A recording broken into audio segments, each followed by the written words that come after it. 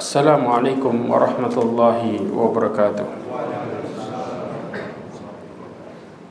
Innal hamdalillah nahmaduhu wa nasta'inuhu wa nastaghfiruhu wa nastahdihi wa na'udzu billahi min shururi anfusina wa min sayyiati a'malina may yahdihillahu fahuwal muhtadi wa may yudlil falan tajida lahu waliyyan mursyida. Asyhadu an la ilaha illallah wahdahu la syarika lah wa asyhadu anna Muhammadan abduhu wa rasuluh. Qala Allah Ta'ala fi kitabihil karim, a'udzu billahi minasyaitonir rajim. Ya ayyuhalladzina amanu ittaqullaha haqqa tuqatih wa la tamutunna illa wa antum muslimun. Amma ba'd, ma'asyiral mu'minin rahimani wa rahimakumullah.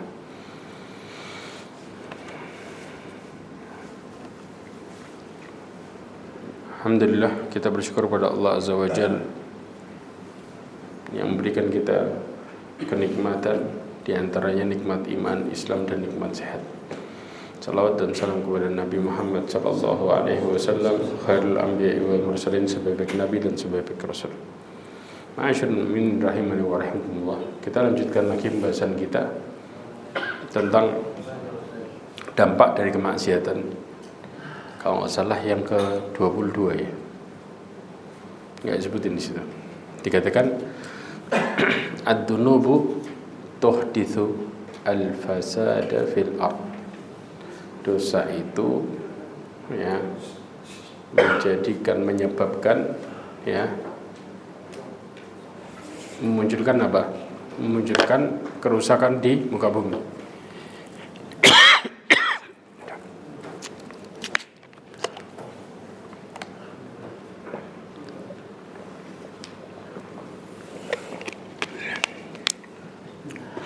Dikatakan min atharid dunubi wal ma'asi.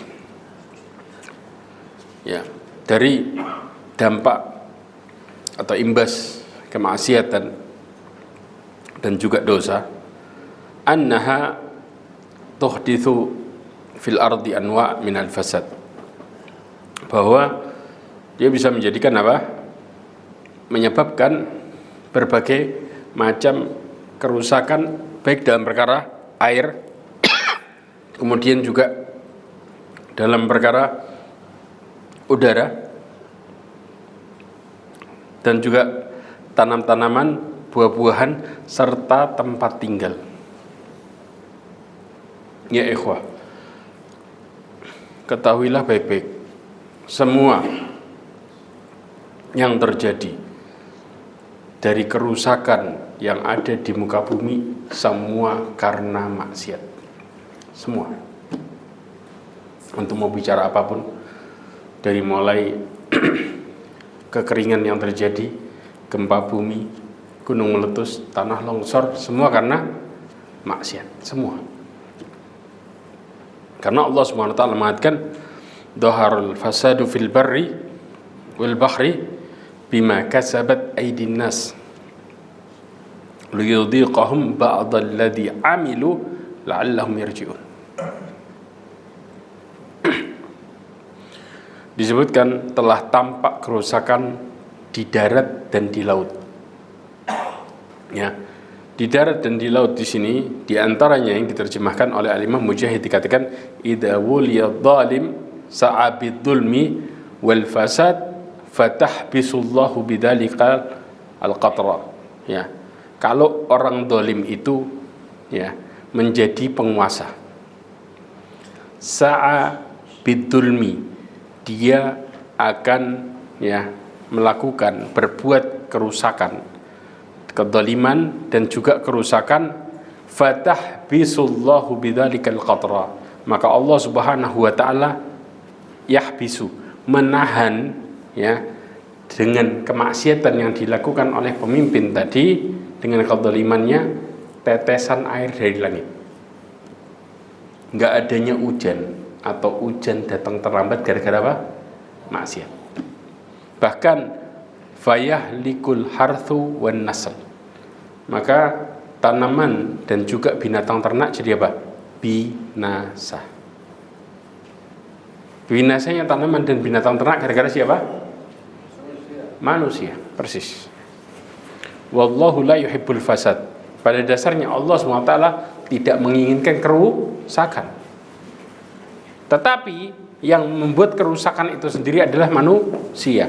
Kemaksiatan yang mereka lakukan lazim berdampak kepada kehidupan ini. Baik yang terlihat secara langsung atau terlihat berangsur-angsur. Semua gara-gara kemaksiatan secara umum yang dilakukan oleh manusia. Ya. Kemudian juga dikatakan amma wallahi ma huwa bahrukum hadza. Yang dimaksud laut di sini bukan laut kalian. Di atas laut.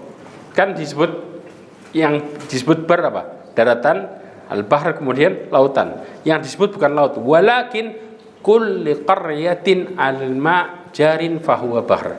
Setiap daerah yang berada di pinggir air yang dimaksud adalah sungai, maka yang disebut adalah bahar, yang dimaksud adalah itu. Jelas? Antum baik di darat ataupun daerah dekat sungai, semua yang di sebelahnya ngalir, maka disebut dengan apa? Bahar. Nggak harus di pinggir laut, tapi semua yang dialirin sama air disebut dengan bahar. Paham di sini? Ini tafsirannya.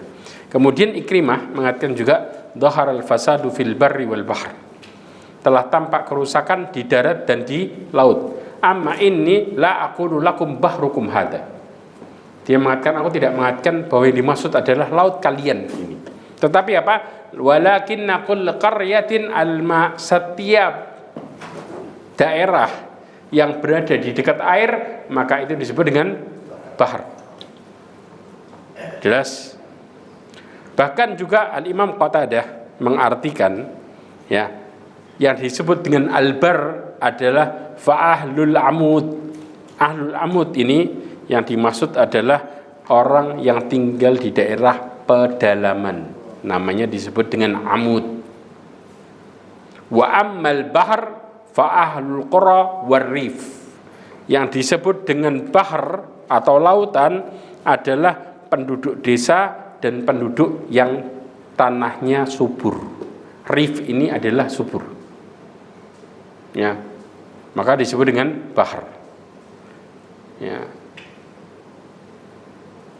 Kemudian waqad sammallahu al-ma' al-adab bahran. Allah Subhanahu wa taala menamakan air yang tawar disebut dengan juga dengan bahar laut. Jadi bahar itu ada dua. Nah, Allah katakan apa? Di dalam surat Fatir ayat 12. Coba dibuka.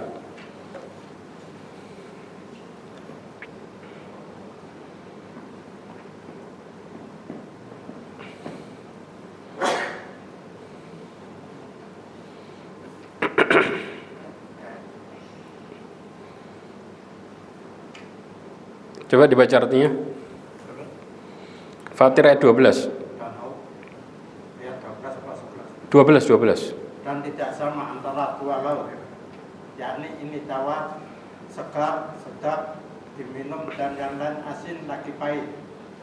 Ya. Dan dari masing-masing laut itu kamu dapat memakan daging yang segar, dan kamu dapat mengeluarkan perhiasan yang dapat kamu memakainya.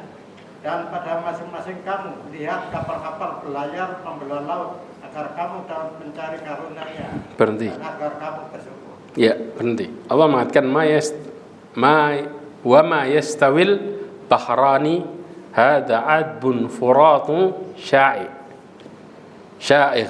ya.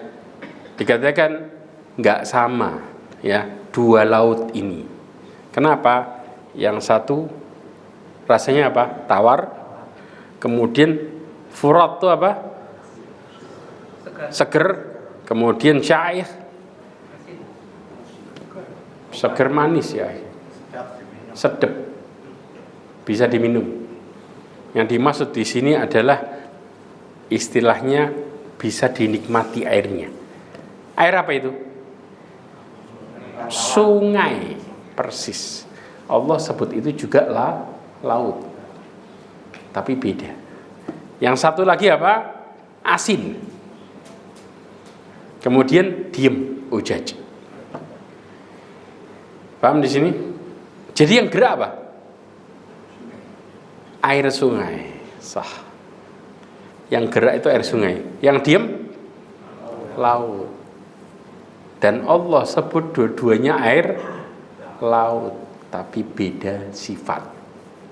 Makanya para ulama mengatakan bahar di sini termasuk sungai, karena dari ayat ini mereka beristimbat. Walaysa fil alam bahrun khul waqif wa innama hiya anharul jariyah. Ya, enggak ada di dunia ini kalau kita bilang air yang seger, ya, yang kemudian ya jalan, tapi yang dimaksud di sini adalah air yang kalian ini, yaitu siapa? Sungai mengalir. Ya, karena enggak ada lautan, ya, istilahnya diem. Ya, yang seger. Lautan yang seger dimaksud apa? Sungai. Ini yang dimaksud. Ini tafsirannya. Maka termasuk orang-orang yang tinggal di bantaran sungai manapun, mereka disebut dengan orang-orang yang tinggal di laut. Jelas? Karena lautnya dua tipe. Laut yang ngalir sama laut yang diem. Diem kelihatan dari atas, aslinya di bawah. Arus. Kalau antum tahu. Ya. Dari sini ya ikhwah, maka dikatakan apa? Ya. Dikatakan bahwa yang dimaksud adalah dosa itu sendiri. Yang disebut dengan fasad adalah dosa. Ya. Dikatakan liyudhiqahum ba'dalladzi 'amilu. Ya, untuk merasakan sebagian apa yang mereka lakukan, akibat dari yang mereka lakukan. Yang dimaksud lam di sini adalah lamul aqibah au lamut ta'lil. Ya, kalau kita bilang disebabkan akibat perbuatan kemaksiatan mereka. Nah, penjelasannya sekarang. Ma'asyiral mu'minin rahimani wa rahimakumullah. Al-Imam Syaukani menjelaskan yang dimaksud dari ayat tadi disebabkan karena apa? Kemaksiatan terbesar seseorang adalah ada dua yang menyebabkan bumi ini kacau dan hancur. Dua terbesar. Yang pertama kesyirikan. Yang dua kemaksiatan, yang dimaksud adalah bid'ah. Ini efeknya terbesar. Jelas? Bahkan ada yang masukkan kemaksiatan secara umum ditimbulkan kenapa? Karena sebagai berbagai kerusakan di alam ini. Sebab apa? Kemaksiatan. Terutama apa? Kesyirikan dan juga perbuatan bid'ah. Kemudian Allah SWT berfirman, kata Allah SWT dalam surat Al-Baqarah ayat 11 sampai 12. Allah katakan, wa idza qila lahum la tufsidu fil ardi qalu innama nahnu muslihun. Allah katakan, bila dikatakan kepada mereka janganlah engkau berbuat kerusakan di bumi, mereka menjawab apa? Sesungguhnya kami orang yang melakukan perbaikan. Kata Allah, ala innahum humul mufsiduna walakin la yash'urun. Justru mereka adalah orang-orang yang berbuat kerusakan. Yang dimaksud kerusakan di sini apa? Kemaksiatan. Syekh Abdurrahman Ibn Nasir As-Sa'di mengatakan melakukan kemaksiatan di bumi itu disebut dengan berbuat kerusakan. Kenapa? Karena menyebabkan rusaknya tatanan bumi. Seperti apa? Kita lihat biji-biji, tumbuhan, pohon, semuanya terkena penyakit gara-gara apa? Manusia, persis. Antum tahu, orang nanam tiba-tiba tidak panen. Gara-gara apa? Maksiat, selesai. Tapi kalau mereka taat sama Allah, Allah katakan di dalam surat Astaghfirullahaladzim, nama surat Saba, wa baladatun tayyibah wa rabbun ghafur. Ya, ayat berapa itu? Awal-awal itu. Ya. Negeri yang baik dan Allah Maha Pengampun. Kenapa Allah katakan ini? Karena di saat itu penduduknya apa? Mereka beriman dan juga bertakwa kepada Allah Azza wa Jalla. Nah, ayat berapa? 15 sah. Ya. Sehingga mereka dengan mudahnya manen apa yang mereka tanam. Udaranya segar dan tidak ada satupun binatang mengganggu di saat mereka beriman dan bertakwa sama Allah. Antum cari kecoa, cari istilahnya cari tikus dan lain sebagainya, antum gak ketemu di negeri itu sama sekali, karena mereka beriman. Nah, orang-orang yang beriman ini mereka yang melakukan perbaikan muka bumi. Jelas? Nah, kemudian sedangkan perbaikan di muka bumi adalah dengan memakmurkan bumi dengan ketaatan serta keimanan kepada Allah. Artinya ketika ibadah antum benar, antum sedang memperbaiki kondisi lingkungan. Ketika antum mulai melakukan nasihat kepada orang lain, antum sedang memperbaiki kondisi tempat tinggal antum. Tapi ketika kita bermaksiat bersama keluarga, kita lagi ngerusak kehidupan. Jelas? Ini kondisinya. Nanti kita akan jelaskan lebih panjang lagi. Kemudian, kenapa? Karena Allah Subhanahu wa ta'ala menciptakan manusia dan menempatkan di muka bumi serta ngasih rizki yang berlimpah dengan tujuan apa? Supaya menjadi penolong mereka untuk melakukan ketaatan. Istilahnya, antum dikasih hidup serta fasilitas tujuannya buat taat. Kalau kita taat, sekitar kita semakin baik dan semakin mendukung kita untuk dekat sama Allah. Sedangkan kalau kita maksiat, maka hidup kita dan lingkungan kita serta tanah yang kita injak akan membuat masalah yang menunjukkan hidup kita semakin hancur. Disebabkan apa? Kemaksiatan yang kita lakukan. Sekarang pertanyaannya, kita di tengah fitnah yang dahsyat, hidup kita ikut-ikutan seret dalam cari rezeki karena kita lagi apa? Maksiat. Jangan kita lagi taat. Tapi ada enggak di tengah fitnah hidup mereka normal? Ada enggak? Ada. Kenapa mereka kok bisa selamat dari kerusakan yang ada? Padahal semua orang ngeluh, dia enggak ngeluh. Gara-gara apa? Ketaatan. Persis. Dan kenapa satu daerah Allah hancurkan, daerah lain enggak, padahal sama-sama maksiat? Ada yang tahu jawabannya? Persis. Masih ada orang yang ngajak kepada kebaikan. Itu yang menyebabkan daerah tersebut tidak Allah adab. Penjelasan detailnya nanti di akhir. Ma'asyiral mu'minin rahimani wa rahimakumullah. Ya ikhwah, orang kalau meninggal dunia dua tipe. Tipe istirahat atau diistirahatkan. Paham? Pertanyaannya istirahat dari apa?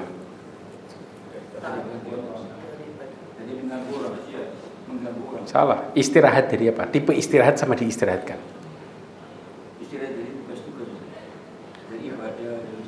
Istirahat dari kepenatan hidup.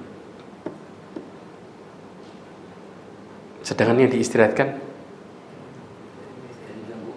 persis dari kedoliman sampai kedoliman sama bumi. Lihat dari sini riwayat Imam Bukhari dan Muslim. Rasulullah SAW mengatakan dalam hadisnya, marra alaihi bi janazah. Suatu saat jenazah itu lewat di depan Nabi SAW. Ya, kemudian faqala mustarihun wa mustarahun. Kata Rasulullah SAW, ada orang yang istirahat, ada orang yang diistirahatkan karena gak adanya dia. Paham? Faqalu mal mustarih wa mal mustarah. Ini sama-sama katanya tapi beda arti jauh banget. Ya, apa yang disebut dengan orang yang istirahat dan apa yang disebut dengan orang yang diistirahatkan darinya.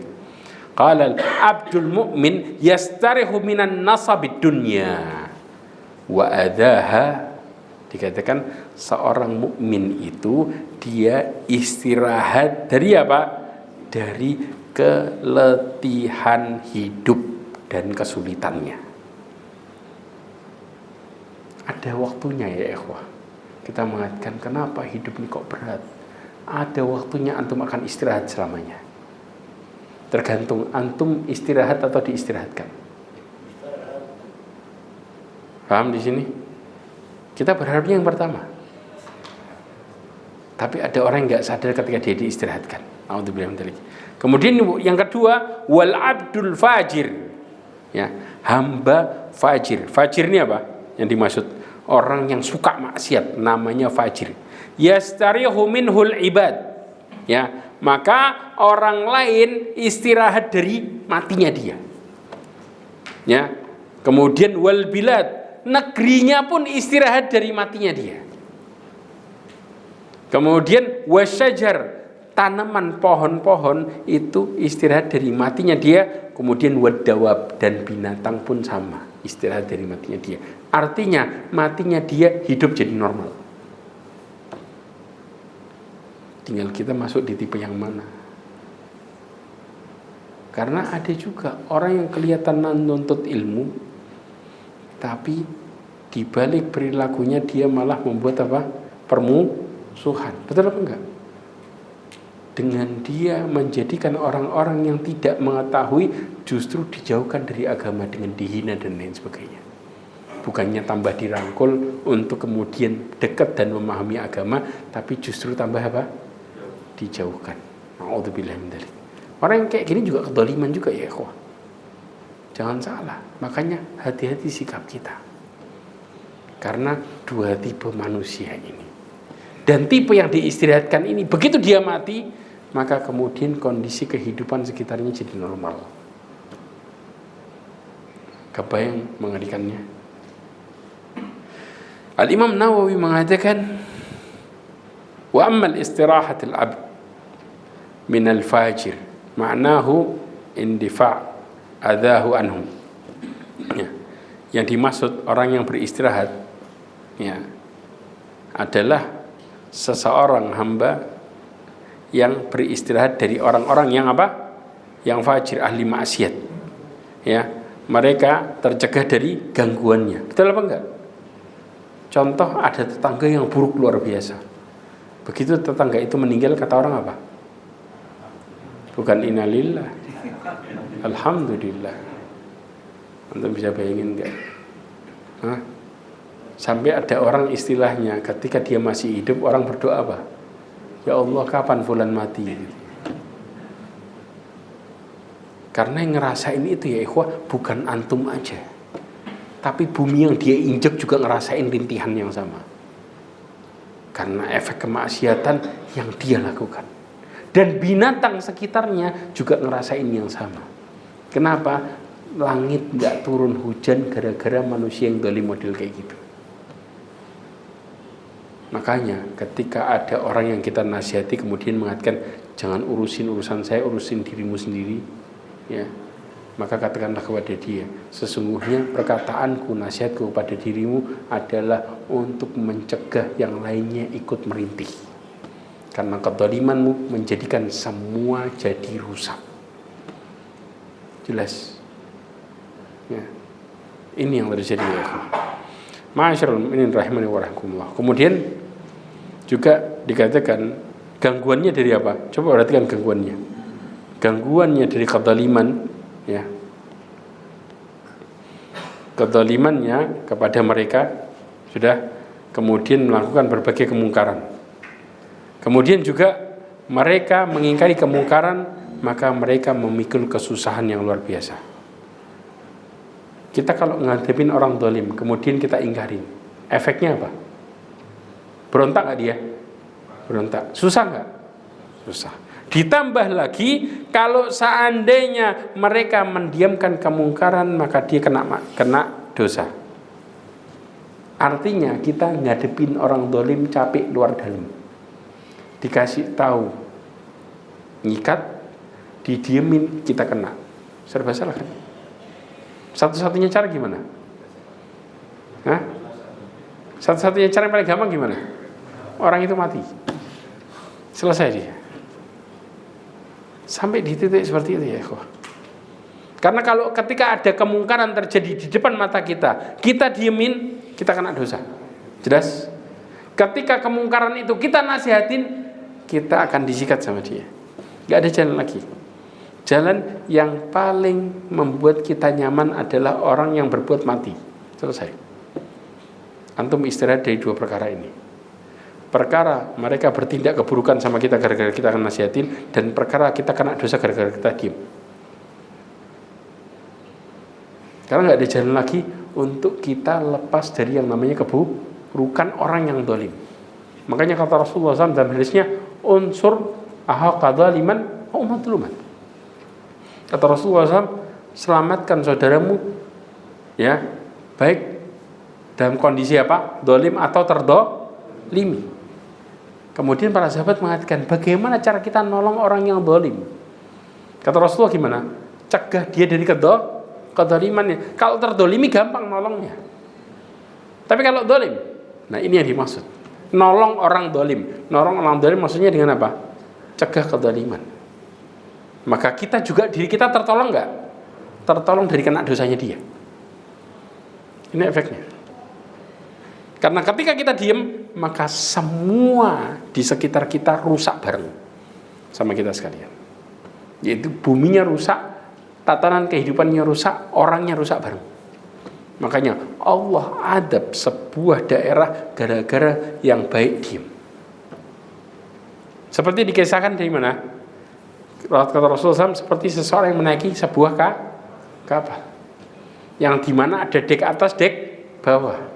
Ketika yang bawah minta tolong sama yang atas buat minta air, kira-kira yang atas gak mau ngasih, yang dilakukan yang bawah ngapain? Ngelobangin. Antum gak dapat air yang di bawah, caranya airnya adanya di bawahnya dia pas, dilobangin airnya. Yang tenggelam berapa? Semua.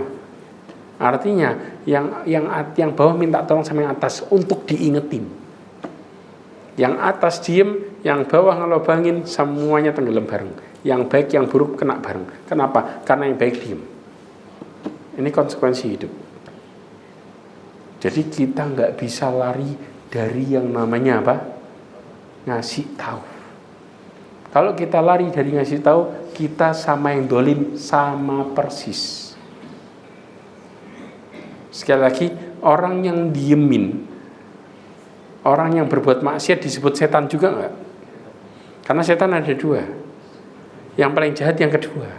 Yang pertama setan natik, yang kedua setan akhros. Setan natik ini setan yang bicara. Antum diajak sama orang maksiat itu setan bicara. Jelas? Yang kedua tipe yang ngeri adalah setan bisu. Tahu setan bisu?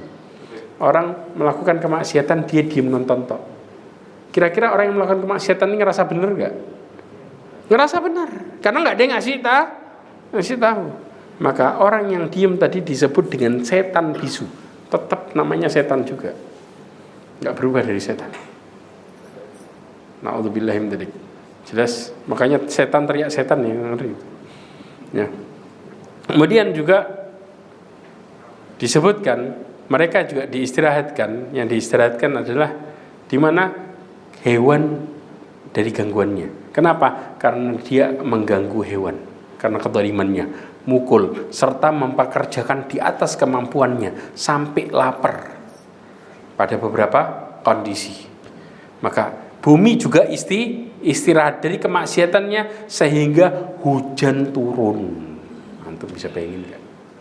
Kalau enggak, Allah tetap nahan hujan gara-gara manusia. Ya. Pertanyaannya, Ustaz, yang dimaksud diistirahatkan di sini apakah orang kafir atau orang mukmin juga? Dua-duanya. Berarti kan, ya, disebutkan oleh Ibnu Hajar Al-Asqalani di dalam kitabnya Fathul Bari Syarh Sahih Al-Bukhari, ya, Ibnu Tin yahtamilu ayyurida bil mu'min at-taqiyya khasah, ya, yahtamilu kullu mu'min. Yang dimaksud, ya, ketika Rasulullah SAW berbicara tentang orang yang istirahat tadi adalah orang mukmin yang bertakwa secara khusus. Mukmin yang bertakwa, karena mukmin ada dua tipe yang ngaku iman. Yang kedua, yahtamilu kullal mu'min wal fajir. Yang kedua ini masuk di dalamnya orang mukmin, masuk di dalamnya al-fajir, yahtamilu ayyurida bihil kafir wa yahtamilu ayyudkhila fihil ma'asi. Ya. Disebutkan orang-orang yang fajir ya adalah orang-orang yang kafir dan juga orang-orang yang beriman tapi suka maksiat. Disebut beriman juga enggak? Beriman tapi imannya berkurang. Jelas? Naqisul iman. Ini kondisinya. Ya. Maka ya ikhwah, saudara-saudara kita yang beriman tadi, yang ngakunya Islam tadi, ya, kalau mereka maksiat, mereka adalah termasuk di antara orang-orang yang diistirahatkan. Jadi bukan cuma orang kafir yang mati diistirahatkan. Ya.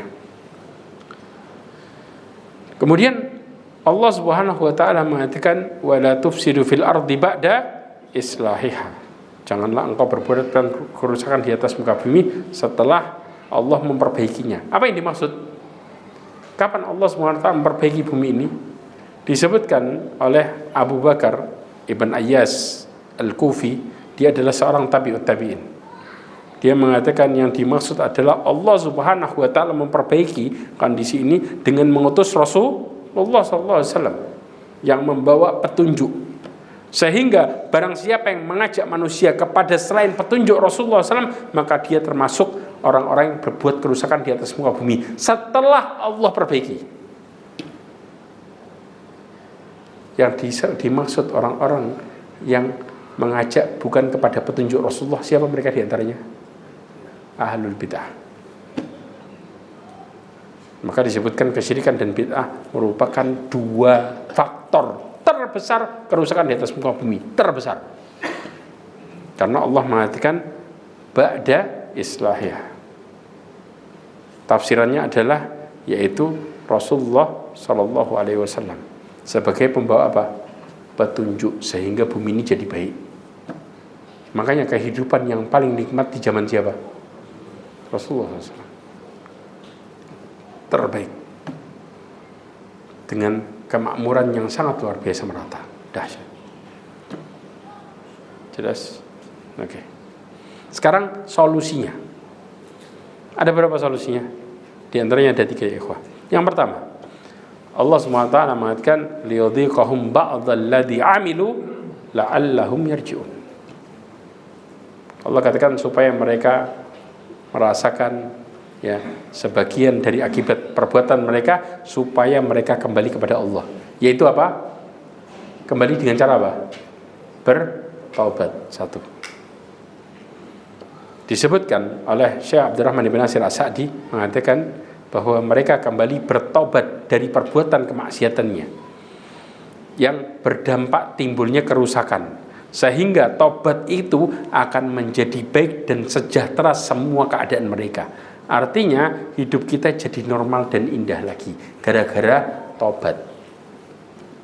Jelas? Oke. Umar bin Khattab pernah mengatakan di dalam doanya, ya, yang dinukil oleh Ibnu Hajar Al-Asqalani dalam kitabnya Fathul Bari, disebutkan, ya Allah, sesungguhnya tidak akan ya terjadi sesuatu malapetaka kecuali sebab kemaksiatan, dan tidak akan hilang malapetaka kecuali dengan taubat yang sungguh-sungguh. Jadi setelah terjadinya malapetaka, berhentinya malapetaka karena 1, taubat. Kalau mereka taubat, malapetakanya berhenti. Tapi kalau enggak, lanjut. Makanya gempa bumi yang enggak berhenti gara-gara apa? Maksiat lanjut. Begitu maksiatnya orang mulai sadar, mulai tobat, mulai normal lagi. Subhanallah. Coba dicek, Anda akan dapat kenyataan yang sama.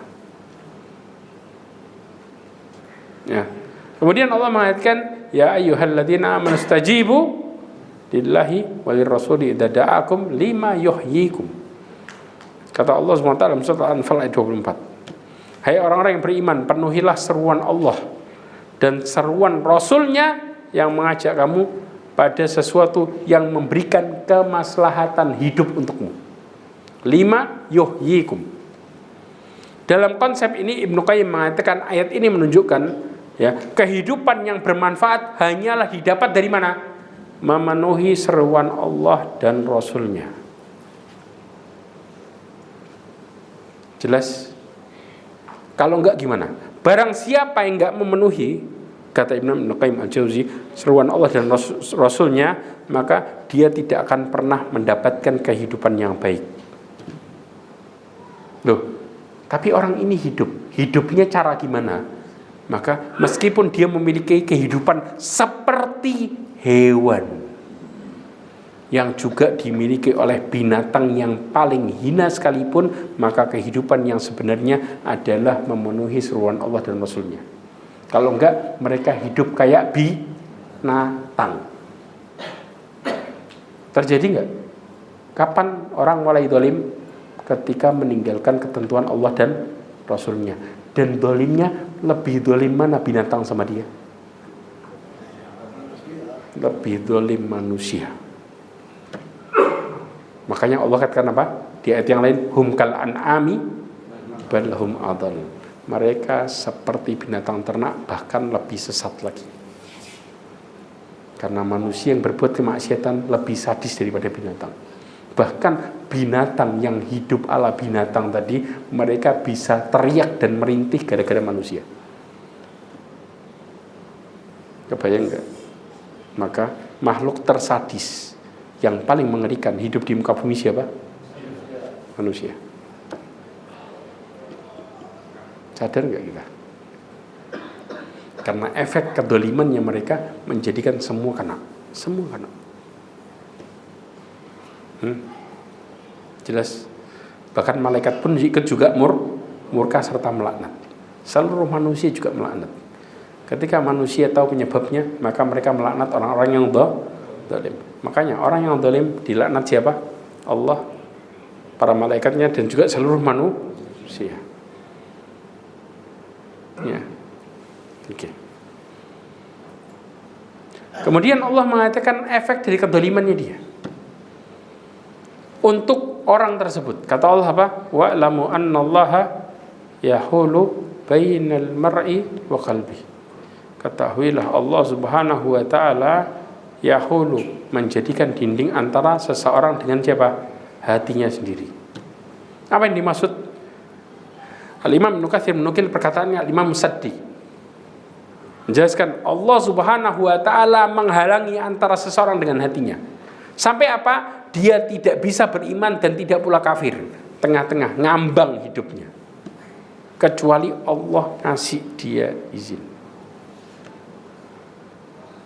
Jelas? Maka orang yang khianat sama Allah, Allah buat hidupnya ngambang, gak jelas. Ketika hatinya diajak untuk beriman, nolak terus. Ketika hatinya diajak untuk berubah, dia gak pernah bisa berubah sama sekali. Makanya antum sering bertanya-tanya, kenapa fulan ketika kepingin berubah gak pernah berubah-berubah? Karena ini, enggannya dia untuk memenuhi panggilan Allah dan Rasulnya, menjadikan Allah buat hatinya sendiri berkhianat sama dia. Berkhianat dari mana? Dari ketaatan. Sehingga hatinya selalu gak jelas antara iman sama kafir. Paham? Sebagaimana ini yang terjadi. Dia gak bisa beriman dan juga gak bisa kafir. Kalau ditanya bingung dia. Mau taat? Enggak. Tapi disebut dirinya muslim? Iya. Terjadi gak dalam kehidupan kita kadang-kadang? Terjadi ikhwah. Dari sini ketika antum mulai ngambang seperti ini, solusinya apa berarti? Tobat. Gak ada lagi tobat. Ketika tobat, hati kita baru berpihak sama kita. Kalau enggak, tetap akan terus ngambang terus. Ya. Kemudian Allah juga mengatakan walau anna ahlal qura amanu wattaqu. Solusi yang kedua dan yang ketiga adalah iman bertakwa selain bertobat. Kalau seandainya penduduk sebuah negeri beriman dan bertakwa, la fatahna alaihim barakatim minas sama'i wal ard. Walakin kadzabu fa akhadnahum bima kanu yaksibun. Ya. Disebutkan oleh Syekh Abdurrahman bin Nasir As-Sa'di dalam tafsirnya, kalau seandainya mereka beriman dalam hati mereka dengan keimanan yang benar dan juga dibuktikan dengan apa? Amal saleh. Ya, serta direalisasikan semua itu iman dan amal salehnya menjadi ketakwaan kepada Allah secara lahir dan batin, meninggalkan semua larangannya dan menjalankan perintahnya, maka Allah akan bukakan apa? Keberkahan dari langit dan bumi. Contoh, diturunkan hujan, kemudian ditumbuhin tanaman serta hewan ternak yang mereka berlimpah. Kalau mau paling tidak lakukan di dalam keluarga kita. Kepingin keluarga kita di dalamnya ada kehidupan seperti surga, maka beriman dan bertakwalah. Satu keluarga nasihatin bareng, yuk kita mulai berubah. Allah akan jamin hidup kita menjadi hidup seakan-akan di dalam surga. Itu kenyataannya. Orang mengatakan baiti jannati, caranya ini ya ikhwah. Karena ayat ini bercerita tentang penduduk Sabat. Di dalam tafsir disebutkan Mas ini, penduduk Sabat yang dimana mereka hidupnya dengan kondisi udara yang membuat kulit mereka nyaman. Ditambah lagi tanaman-tanaman, ketika mereka tanam tanaman buah-buahan, maka mereka panen dengan cara apa? Menaruh keranjang di atas kepala mereka yang kosong, kemudian jalan di mana? Jalan di kebunnya, dan buah yang matang otomatis jatuh di keranjangnya. Sampai keranjangnya penuh, taruh lagi keranjang yang kosong. Jalan lagi, buah yang matang jatuh pas di keranjangnya. Pas, nggak keluar di keranjang. Antum kalau lihat kehidupan kayak gitu disebut dengan kehidupan apa? Surga, selesai. Bahkan tidak ada satupun binatang yang mengganggu sama sekali. Nyamuk, kemudian kecoa, tikus, sama sekali nggak ada. Antum nggak perlu baygon, nggak ada orang jual baygon istilahnya. Ketika hidup yang kayak gitu, kalau mau nanam nggak perlu pestisida, sama sekali. Gara-gara apa? Iman dan takwa. Keimanan masuk di dalamnya amal soleh. Kemudian ketika iman dan amal soleh menjadi satu, maka masuk ke dalamnya ketakwaan. Ini realisasinya. Jelas di sini, ya. Akhirnya apa? Akhirnya kehidupan mereka dipenuhi dengan rizki dan kebahagiaan yang melimpah tanpa capek, letih, penderitaan sama sekali. Istilahnya kerja sedikit hasil luar biasa. Tahu Syekh Abdurrahman Syekh Albani, Nasiruddin Albani, kerjaannya apa? Tukang jam. Berapa jam sehari kerja dia? 3. Tapi bisa buat ngasih makan istri anaknya semua. Bahagia lagi. 3 jam toh. Orang bicara hari ini kerja 3 jam. Kata orang apa? Mau makan apa? Yang ngasih makan kita siapa? Ya sudah, 3 jam bisa jadi berkah buat seharian. Syaratnya balik sama Allah. Solusinya simpel kan? Cuman kita sendiri yang memperberat hidup. Alasannya 1001 disuruh balik. Kenapa? Karena kita masih nunda urusan kita sama Allah. Maka hati kita gak pernah berpihak sama kita sama sekali. Jelas ya ikhwah? Ya. Kemudian dikatakan yang membuat perbaikan di bumi adalah siapa? Orang-orang yang menyeru kembali kepada Allah dan Rasulnya.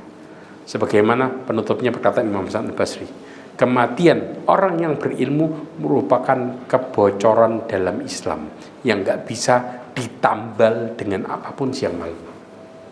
Artinya ketika orang berilmu meninggal, sama dengan hidup kita mulai pelan-pelan bocor. Karena pelan-pelan kita bingung untuk cari tempat solusi bertanya tentang masalah hukum hidup. Betul apa enggak? Makanya harusnya kita nangis ketika ada orang berilmu meninggal. Bukan public figure yang meninggal. Ya, kadang-kadang ada orang kemudian terkenal meninggal, semua viral. Tapi begitu orang berilmu meninggal, semua tenang. Aneh. Malah justru hidup ini semakin kacau ketika Allah cabut orang yang berilmu satu-satu. Paham? Mudah-mudahan ini jadi motivasi kita untuk semakin memperdalam agama ini dan juga mempraktekannya serta kembali kepada Allah Subhanahu wa taala. Mudah-mudahan Allah Subhanahu wa taala berikan kita ketakwaan dan juga berikan kita kemudian untuk selalu bertobat setiap berdosa, dan mudah-mudahan Allah tutup hidup kita semua dengan husnul khatimah. Ya Rabbal alamin. Subhanakallahumma wa bihamdika asyhadu an la ilaha illa anta astaghfiruka wa atubu ilaik. Assalamualaikum warahmatullahi wabarakatuh.